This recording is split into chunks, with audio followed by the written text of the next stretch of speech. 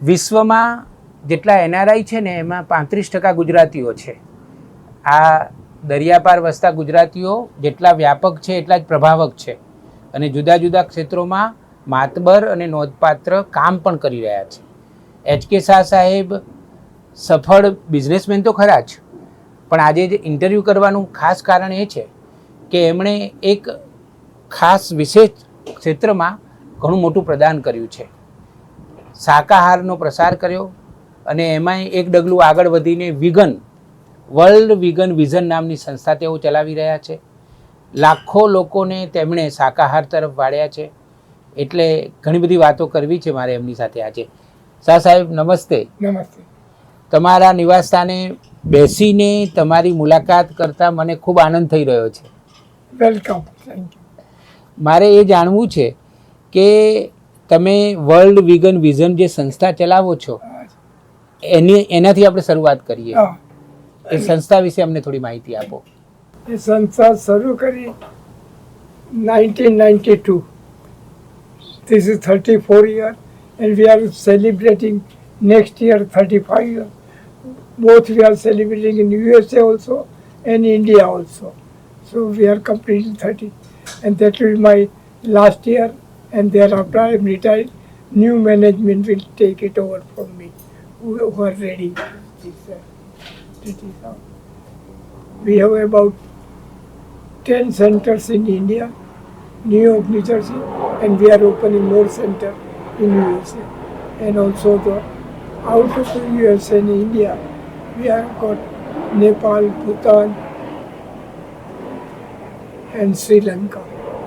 We are going to move many more countries in another 10 years, but that new management will take it over and they will start. They are thinking of South America like Brazil, that is their wish, and I hope it will be success. I may not be there, but they will do all this. પણ આ સંસ્થાનું મુખ્ય પ્રયોજન શું છે, એમ શું છે? અહીં આપણા વિદ્યાર્થીઓ ભણવા આવેલા હતા, એને ખાવાની બહુ મુશ્કેલી, એટલે જે બધા વેજીટેરિયન હતા એ બી નોન વેજ ખાવા માંડ્યા.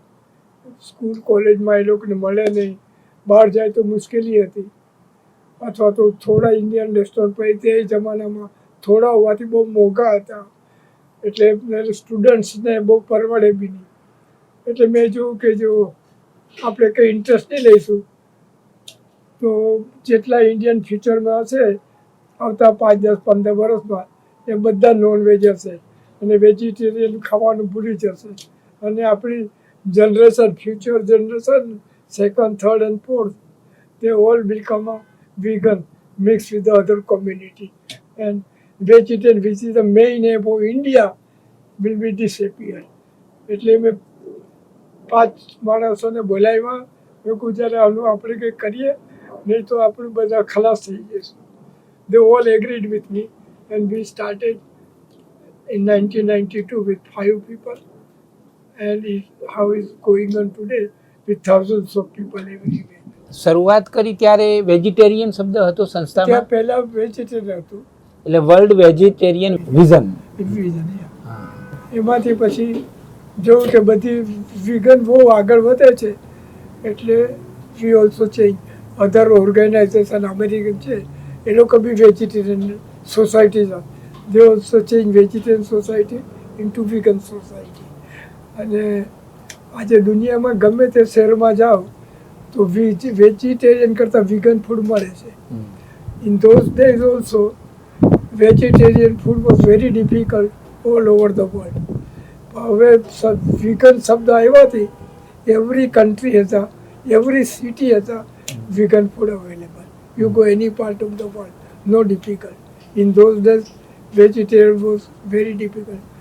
I traveled between 1955 to 65 all over the world. You name the place in the map.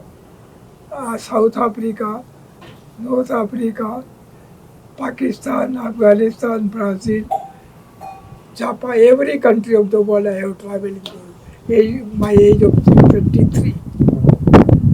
And I find it very, very difficult. I know myself. Sometimes same food for 2 or 3 days we have to eat. Rice, tomato ketchup, potato and beans. 3 દિવસ morning, evening, same food. But you have to bear with it because I was staunch vegetarian in those days.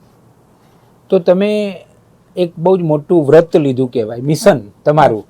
મને એ સમજાવો ને કે શાકાહાર અથવા તો શુદ્ધ શાકાહાર એટલે કે વિગન, હા, તમે એનું કેમ આટલું બધું મહત્વ, ગંભીરતા શું છે એની તમારી દૃષ્ટિએ? કારણ કે ગાયનું દૂધ ગાયના બચ્ચા માટે એ 50-60 વર્ષની વજનવાળું હોય.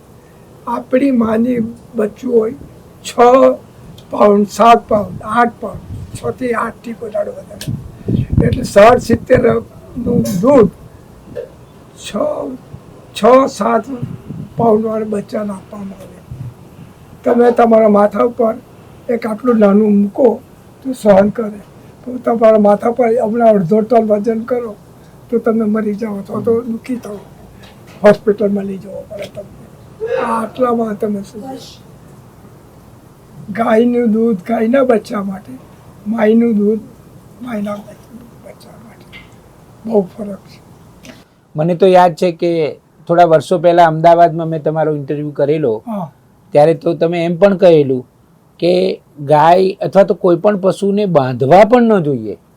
એટલે હું તો ના જ કહું છું. તમને ખબર હોય તો મુંબઈમાં ઘોડાગાડી હતી. હા, મારો પ્રયત્ન નથી, પણ લોકોએ પ્રયત્ન કરીને ઘોડાને બાંધવાનું બંધ કરી દીધું. અને આજે ઇલેક્ટ્રિકથી એ ઘોડાગાડી ચાલે છે. બરાબર. એટલે તમે વિચાર કરો, બધા બળદને બિચારાને આમ આખો આમ બાંધી તમે સાને આપણે બાંધો નહીં એટલે ખબર પડે. આપણે નથી બાંધતા, પણ બળદને બાંધીએ છીએ, ઘોડાને બાંધીએ. સાને માટે? એને બી જીવ છે, જેટલો તમને મને છે એટલો એનો બી જીવ. સાચી વાત છે. શાહ સાહેબ, એક સવાલ એ પૂછું કે આ સંવેદના છે તમારામાં, હા, કરુણા છે, હા, એને કારણે તમે આ કામ કરી રહ્યા છો. હા. પણ તમને રિસ્પોન્સ કેવો મળ્યો? કારણ કે તમે જુદા જુદા કેન્દ્રો કર્યા. મને યાદ છે અમદાવાદનું કેન્દ્ર, મુંબઈમાં તો હતું જ, હા. પછી બેંગ્લોરમાં કેન્દ્ર કર્યું, અને તમે આ બધું જે કામ કરતા ગયા, એમ કામ કરવામાં તમારા અનુભવો કેવા રહ્યા? ઘણી જગ્યાએ બહુ સારા છે. ઇફેક્ટ કોઈ સિટીમાં ઓછું છે, કોઈમાં એકદમ વધારે છે. અને તમને સાથે નેપાળ જેવામાં એકદમ વધારે છે, શ્રીલંકામાં બી વધારે છે, મુંબઈમાં વધારે છે, બેંગ્લોરમાં ખૂબ વધારે છે, અમદાવાદમાં ઓછું છે. આમ છે, જુદા જુદા સેન્ટરમાં જુદું જુદું કામ થાય છે. અને એમાં તમે મૂળ કામ આપણે શું કરીએ છીએ? લોકોમાં જાગૃતિ આવે અને લોકો નોનવેજ છોડે અથવા તો જાગૃતિ આવે, નોનવેજ છોડે ને દૂધ બી છોડે. દૂધ છોડે બહુ મુખ્ય. મેં તમને સમજાવ્યું. કારણ કે એ દૂધ પેલા બચ્ચા માટે છે, એ આપણે લઈ લઈએ. તમે 35 વર્ષથી શાહ સાહેબ આ પ્રવૃત્તિ કરી રહ્યા છો, તો આશરે કેટલો ખર્ચો કર્યો હશે? તમે બહુ મોટી રકમ એમાં આપી છે. એ શરૂ કર્યું ત્યારે મેં $100,000 આપેલા, એક 100,000. પછી 2017 25 વર્ષનું એ સેલિબ્રેટ, ત્યારે 100,000 આપેલા. અને પરચુરણ ખમણામાં બીજા 25 લાખ ગયા છે. ઇન્ડિયામાં મેં 50 લાખ આપ્યા છે અને બીજા 50 લાખ આપવાનું છે. એટલે 1 કરોડ થયા હતા. એ પ્લસ લોકોનો સપોર્ટ બહુ જ છે. જેટલા પૈસા માગું છું, ભાગ્યે જ કોઈ ઓછા આપ્યા હશે, ના પાડી હશે. બધા 2,000, 5,000, 10,000, 25,000, કોઈ $50,000 મોટી રકમ બધા આપી. વિગનનો ફાયદો શું તમારી દ્રષ્ટિએ? હેલ્થ વાઇઝ મેં તમને કહ્યું ને, એક જ સમજાયું કે દૂધનું વજન ને આતે. વિગનનો ફાયદો એ છે કે તમે હેલ્થ સારી રહે, તમને ઓછામાં ઓછા ડિઝીઝ અથવા નો ડિઝીઝ થઈ શકે. અને આજકાલ તો એટલે સુધી આવ્યું છે કે તમને ડાયાબિટીસ હોય તે બી ઓછું થઈ જાય અથવા ડિસિપ્લિયા થઈ જાય. એ ડૉક્ટર લોકો કે, હું ડૉક્ટર નથી, પણ એક્સપેરિમેન્ટ કર્યા અને બહુ સારી રીતે સક્સેસફુલ ડાયાબિટીસ ડિસેપિયર થઈ ગયા છે. તમારી આ પ્રવૃત્તિમાં તમારા જીવનસાથી છે માલતીબેન, હા એમનું પ્રદાન કેટલું છે? હા, એ મારી સાથે બધે જ હોય છે, ફૂલ સપોર્ટ મારી સાથે. એટલે હંમેશા લખવામાં આવે છે કે founders HK Shah and Malti Shah. આ સંસ્થા તમારા બંનેની છે. આ બંનેની છે. હવે નવી સવારના પ્રેક્ષકોને થોડો ટૂંકો પરિચય તમારો આપી દો કે મૂળ તો તમે, મને યાદ છે ત્યાં સુધી, વેડછી વાલોલ, હા દક્ષિણ ગુજરાત હા તમારું મૂળ ત્યાં છે, પછી મુંબઈ. તો થોડોક ટૂંકમાં તમારો અમારે પરિચય જોઈએ છે. એ સ્મોલ વિલેજ ઇન વાલોડ, 10-15 હજારની પોપ્યુલેશન હશે. એની બાજુમાં વેડસી આશ્રમ વોઝ વેરી વેલ નો. એ મારા 2 માઇલ જ દૂર, એટલે અમારા વાલોડમાં આવ્યું જુગતરામ દવે. જુગતરામ દવે. અને એની જોડે અમે બહુ સારા કોન્ટેક્ટમાં હતા. અને વાલોડથી પછી અમે એજ્યુકેશન લીધું, કોલેજમાં બોમ્બેમાં કર્યા, અને પછી બોમ્બેમાં બિઝનેસમાં એસ્ટાબ્લિશ છે. અમારા મોટા 2 ભાઈઓ મારા કરતા તેની સાથે બોમ્બેમાં એસ્ટાબ્લિશ છે.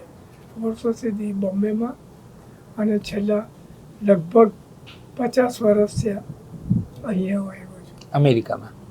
અને પહેલાં અમે ટ્રાવેલિંગ કરતા હતા, ત્યારે 1955માં અમેરિકામાં ફર્સ્ટ ટાઈમ આવ્યો. 1955 એટ એજ ઓફ 24. ત્યારે કોઈ ઇન્ડિયન અહીંયા મળે નહીં.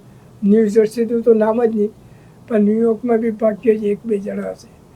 કેનેડા જાઉં તો 3 ઇન્ડિયન આખા કેનેડામાં 3 ગુજરાતી હતા. પેલી બાજુ સાઉથમાં પંજાબી લોકો હતા, સરદારજીઓ. તો આ બાજુ કોઈ જ નહીં. ટોરન્ટોમાં તો કોઈ જ નહીં. એટલે મારા એક સ્કૂલના ફ્રેન્ડ હતા, એને ઘરે જ જઈને સાંજના ખીચડી ખાઈ.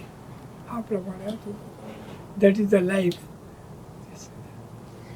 દરિયાપાર વસતા ગુજરાતીઓ છે જે આપણા, બહુ મોટી સંખ્યામાં છે. તો એમની સફળતાના કારણો શું? કારણ કે 129 દેશોમાં ગુજરાતીઓ હોય એવી શક્યતા છે, અને જે NRI છે એમાં 35% લગભગ ગુજરાતીઓ છે, અને સારી જગ્યાએ છે, પૈસે ટકે સુખી છે. તો દરિયાપારના ગુજરાતીઓ વિશે થોડી વાત કરો ને. બહુ સારો ક્વેશ્ચન છે. અત્યારે હોટલ એને પટેલ કહેવાય છે, મોટેલ ને પટેલ, આ શબ્દ કમ્બાઈન છે. એ બધા પહેલાં આવેલા શરૂઆતમાં નાની મોટલો 10, 15, 20 રૂમની ચાલવતા હતા. હવે આજે 4 સ્ટાર અને 5 સ્ટાર ને બધી હોટલમાં માલિકો થઈ ગયા છે. બીજું ગ્રુપ આવેલું હતું ડૉક્ટરનું, જે બધા $8-10 લઈને અહીંયા આવેલા હતા. આજે હવે ડૉક્ટર એટલા બધા પોપ્યુલર થઈ ગયા છે કે બધા અમેરિકન લોકો ઇન્ડિયન ડૉક્ટર પાસે જાય છે.